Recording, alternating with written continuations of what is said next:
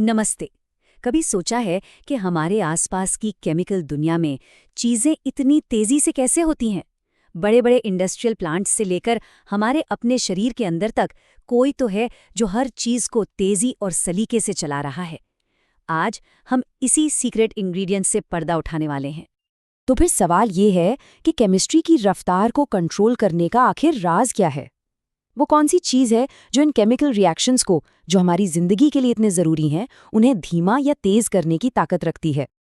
और इसका जवाब है कैटालिसिस, यानी उत्प्रेरण। ये एक ऐसा प्रोसेस है जो हमें केमिकल रिएक्शंस पर पूरा कंट्रोल देता है। सोचिए, ये एक ऐसा वर्कर है जो अपना काम पूरा करता है और फिर बिना किसी बदलाव के वहां से निकल जाता है। चलिए अब इसमें थोड़ा और गहराई से उतरते हैं। एक कैटलिस्ट यानी एक उत्प्रेरक असल में काम कैसे करता है? इसके पास ऐसी कौन सी सुपर पावर्स हैं जो इसे इतना असरदार बनाती हैं? इस स्लाइड में कैटलिस्ट के काम करने का पूरा सार छिपा है। जरा सोचिए कि किसी रिएक्शन को होने के लिए एक ऊंचे पहाड़ पर चढ़ना है। कैटलिस्ट क्या करता है? वो उस पहाड़ के बीच से एक सुरंग खोद देता है। मतलब वो रिएक्शन के लिए एक आसान शॉर्टकट रास्ता बना देता है जिसमें बहुत कम एनर्जी लगती है। इसी को कहते हैं एक्टिवेशन एनर्जी को कम करना, और यही है कैटलिस्ट की असली सुपर पावर। इसे समझने का एक और भी आसान तरीका है।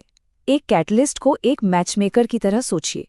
वो दो मॉलिक्यूल्स को मिलवाता है, उनके बीच बॉन्ड बनाने में मदद करता है और फिर चुपचाप वहां से चला जाता है, जैसे वो कभी था ही नहीं। कैटलिस्ट मॉलिक्यूल्स के साथ बिल्कुल यही करता है। पर क्या सारे कैटलिस्ट एक जैसे होते हैं? बिल्कुल नहीं।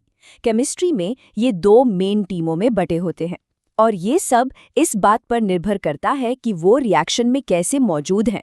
क्या वो पूरी तरह घुल मिल जाते हैं या फिर अलग थलग रहते हैं? देखिए, इसमें मेन फर्क बस इतना सा है कि कैटलिस्ट रिएक्टेंट्स के साथ एक ही फेज में है, मतलब एक ही अवस्था में, जैसे पानी में चीनी घुल जाती है, या फिर वो एक अलग फेज में है, जैसे पानी और रेत। ये टेबल इस चुनाव को बिल्कुल साफ कर देती है। जो होमोजेनियस कैटलिस्ट हैं वो एक ही फेज में होते हैं, ये बहुत सटीक होते हैं, लेकिन बाद में इन्हें मिक्सचर से अलग करना बड़ा मुश्किल हो जाता है। वहीं दूसरी तरफ हेटेरोजीनियस कैटलिस्ट जो अलग फेज में होते हैं, उन्हें निकालना बहुत आसान है, पर हो सकता है कि रिएक्शन थोड़ा धीमा हो। ये स्पीड और सुविधा के बीच का एक क्लासिक ट्रेड ऑफ है। चलिए अब इंडस्ट्रियल केमिस्ट्री से हटकर थोड़ा बायोलॉजी की दुनिया में चलते हैं। कुदरत के पास भी अपने खुद के कैटलिस्ट हैं, और यकीन मानिए वो कमाल के पावरफुल हैं। हम बात कर रहे हैं एंजाइम्स की। एंजाइम्स ये वो बायोलॉजिकल कैटलिस्ट हैं जो प्रोटीन से बने होते हैं, और ये हमारे शरीर की हर एक रिएक्शन को रफ्तार देते हैं। खाना पचाने से लेकर डीएनए कॉपी करने तक सब कुछ इन्हीं पर निर्भर है। इनके बिना हमारे शरीर में होने वाले आम कामों में लाखों साल लग जाते। और ये स्लाइड इस पूरे प्रोसेस को बड़े खूबसूरती से दिखाती है। ये एक सिंपल से 3 स्टेप हैंडशेक जैसा है। पहला स्टेप, एंजाइम अपने खास सबस्ट्रेट से जुड़ता है, बिल्कुल ताले में चाबी की तरह। दूसरा, ये सबस्ट्रेट को एक नए प्रोडक्ट में बदल देता है। और तीसरा, ये प्रोडक्ट को छोड़ देता है और अगले काम के लिए फौरन तैयार हो जाता है। तो अब तक हमने कॉन्सेप्ट्स की बात की। चलिए अब एक असल दुनिया का उदाहरण देखते हैं कि ये सिद्धांत डेस मार्टिन रिएक्शन नाम की एक केमिकल रिएक्शन में कैसे काम करते हैं। इस रिएक्शन के लिए हमारा जो खास औजार है वो है डेस मार्टिन पेरियोडिनिन, या शॉर्ट में कहें तो डीएमपी। ये खास केमिकल एजेंट है जिसे एक बहुत ही स्पेसिफिक काम करने के लिए बनाया गया है।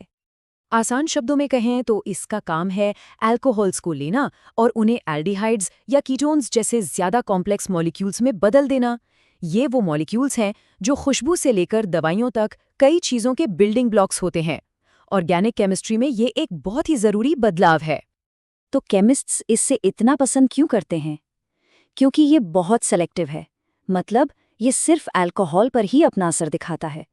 ये कमरे के तापमान पर काम करता है, जिससे प्रोसेस आसान हो जाता है, और ये बहुत कम बेकार के साइड प्रोडक्ट्स बनाता है। ये एक भरोसेमंद और कुशल औजार है। तो ये असलियत में होता कैसे है, इस स्लाइड पर ध्यान दें। सबसे पहले अल्कोहल डीएमपी पर अटैक करता है। फिर मॉलिक्यूल्स खुद को एक अस्थायी बीज की बनावट में रीअरेंज करते हैं, और आखिर में ये टूटकर हमारा फाइनल प्रोडक्ट बना देता है। ये मॉलिक्यूलर लेवल पर एक बहुत ही सटीक और कंट्रोल डांस की तरह है। तो अंत में ये बात साफ हो जाती है कि कैटलिस्ट हर जगह हैं, चाहे वो फैक्ट्रियों में प्लास्टिक बनाना हो या हमारे शरीर में खाने को एनर्जी में बदलना हो। ये चुपचाप और कुशलता से उन रिएक्शंस को मुमकिन बनाते हैं जो हमारी दुनिया को आकार दे रही हैं। तो इस पूरी चर्चा का सबसे ज़रूरी पॉइंट क्या है?